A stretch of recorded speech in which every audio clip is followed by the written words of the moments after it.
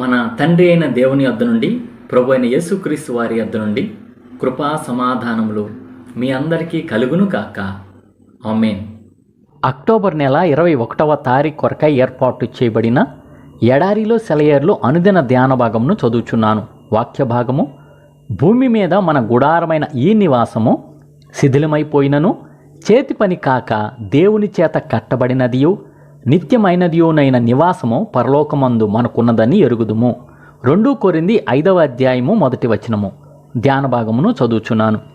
నేను చాలా సంవత్సరాలుగా అద్దెకు ఉన్న ఇంటి యజమాని ఇంటికి మరమ్మతులు ఇక సాధ్యం కావని, నేను ఇల్లు ఖాళీ చేయవలసి ఉంటుందని చెప్పాడు. ఈ నోటీసు నాకు అంతగా సంతోషం కలిగించలేదు. ఎందుకంటే ఈ పరిసరాలు ఆహ్లాదకరంగా ఉంటాయి. ఇల్లు శిథిలావస్థలో లేకపోయినట్టయితే ఆ ఇల్లు వదిలి వెళ్ళేవాడిని కాను. కానీ గాలి వీచినప్పుడల్లా ఇల్లు కంపిస్తూ ఉండేది. ఖాళీ చేసి వెళ్ళిపోవాలనే నిర్ణయించుకున్నాను. మనం ఇల్లు మారుదాం అనుకుంటున్నప్పుడు మన ధ్యాస ఎంత తొందరగా క్రొత్త ఇంటికి మళ్ళుతుందో గమనించారా? నేను వెళ్ళబోయే ప్రదేశాన్ని గురించి, అక్కడ ఉండేవారి గురించి అధ్యయనం మొదలుపెట్టాను. ఆ ప్రదేశం గురించి బాగా తెలిసిన ఒక ఆయన వచ్చాడు. అది వర్ణించశక్యం కాని మనోహరమైనదని అతడు చెప్పాడు. అతడు అక్కడ ఉన్నప్పుడు తాను చూచిన దాన్ని చెప్పడానికి భాష చాలదు.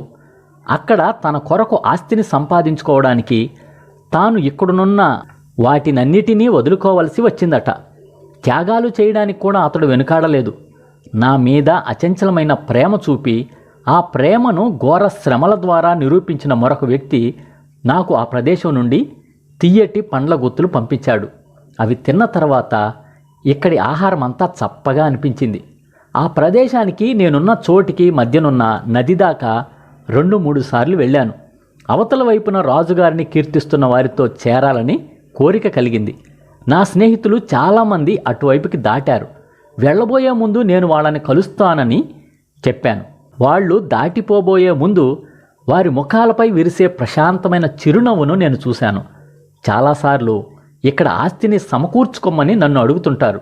కానీ నేను ఈ ప్రదేశం త్వరలో వదిలి వెళ్ళిపోతున్నాను అని జవాబు చెప్తూ ఉంటాను. యేసు ప్రభువు గడిపిన అంతిమ దినాల్లో తరచుగా తండ్రి దగ్గరకు వెళ్తున్నాను అంటూ ఉండేవాడు. క్రీస్తు అనుచరులుగా ఎక్కడి మన శ్రమలు, నిరాశల తరువాత ప్రతిఫలం ఉంటుంది. మనం జీవన ఫలం, పరిపూర్ణతల వైపుకి ప్రయాణం చేస్తున్నాం. మనం కూడా తండ్రిని చేరబోతున్నాం. మన స్వదేశం గురించి మనకిప్పుడంతా అస్పష్టమే. కానీ 2 విషయాలు మాత్రం స్పష్టంగా తెలుసు. అది తండ్రి ఇల్లు, అది దేవుని సన్నిధి. మనమందరం యాత్రికులం. విశ్వాసికి ఇది తెలుసు. అతడు బాటసారే, స్థిర నివాసం అతనికి లేదు. చిన్ని పక్షులకు దేవునిపై ఎంత నమ్మిక! చిత్రమైన పాటలతో సాగుతాయి. అందుకే ఆనందకరమైన విశ్వాసంతో అన్ని కాలాల్లో ఆనంద తీరాలకు ఎగిరిపోతాయి మునుముందుకే. నిట్టూర్పులు విడిచి పాటలతో పదండి, మన కాలాలు దేవుని వశమే. మరణానికి జడిసి ఏడ్పులు, భయం, రోదనలు వదలండి. అది మన నెలవుకు ప్రయాణమే. ఇదే ఈ దినమునకై ఏర్పాటు చేయబడిన ఎడారిలో సెలయేర్లు అనుదిన ధ్యాన భాగము. సమస్త జ్ఞానమునకు మించిన దేవుని కృపా సమాధానము ప్రభు అయిన యేసుక్రీస్తు వలన మీ హృదయములకు, మీ తలంపులకు కావలి ఉండును గాక. ఆమేన్. ప్రార్థన. పరిశుద్ధుడా, ప్రేమగల తండ్రి, జీవంగల దేవ, జీవాధిపతి, ఇచ్చిన మరి ఒక మంచి వర్తమానం బట్టి వందనాలు, స్తోత్రాలు చెల్లించుకుంటూ ప్రభా, ఈ లోకంలో మేము యాత్రికులము, పరదేశులము, బాటసారులు అని తెలుసుకొని ప్రభా, ఈ లోకం మీద, ఈ భూ సంబంధమైన వాటి మీద మేము దృష్టి పెట్టుకోకుండా సహాయం చేయండి అయ్యా. ఈ దినం ఇచ్చిన వర్తమానం ద్వారా కూడా ప్రభా, మేము పర సంబంధమైన వాటి మీద దృష్టి పెట్టుకొని అయా పరలోకం కోసం మేము సిద్ధపడే కృపాధన్యత ప్రతి ఒక్కరికి దయచేయండి అయ్యా. ఎడారిలో సెలవులు ఉంచిన నీ బిడ్డల్లో ప్రభా, ఇంకా అనేకులు ప్రభా భూ సంబంధమైన వాటి మీదే దృష్టి పెట్టుకొని భూమి మీదే స్థిరం అని చెప్పి అనుకున్నారయ్యా. అయితే ప్రభా, ఇవన్నీ కూడా అస్థిరం అని చెప్పేసి తెలుసుకొని ప్రభా, మేమందరం కూడా యాత్రా జీవితంలో ముందుకు కొనసాగటానికి ప్రభా, అయా నీ వైపు చూస్తూ, నీ యొక్క పరలోకంలో వైపు చూస్తూ ప్రభా, నువ్వు ఒక్కనొక దినాన తిరిగి వస్తావని చెప్పి మిమ్మల్ని తీసుకుని వెళ్తామని శుభప్రద నిరీక్షణ కూడా మేమందరము అలాగ నీ బిడ్డలు వింటున్నా, నీ బిడ్డలందరూ కూడా కలిగి ఉండటానికి సహాయం చేయమని వేడుకొంచు. ఈ దిన దీవెనలతో, ఆశీర్వాదాలతో ప్రతి ఒక్కళ్ళని నింపని వేడుకొంచు. యేసు పరిశుద్ధ నామంలో ప్రార్థించి వినయంగా వేడుకొంచున్నాము తండ్రి. ఆమేన్.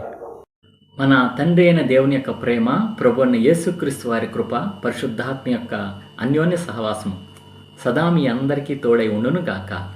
ఆమేన్. Praise the Lord. షాలోమ్.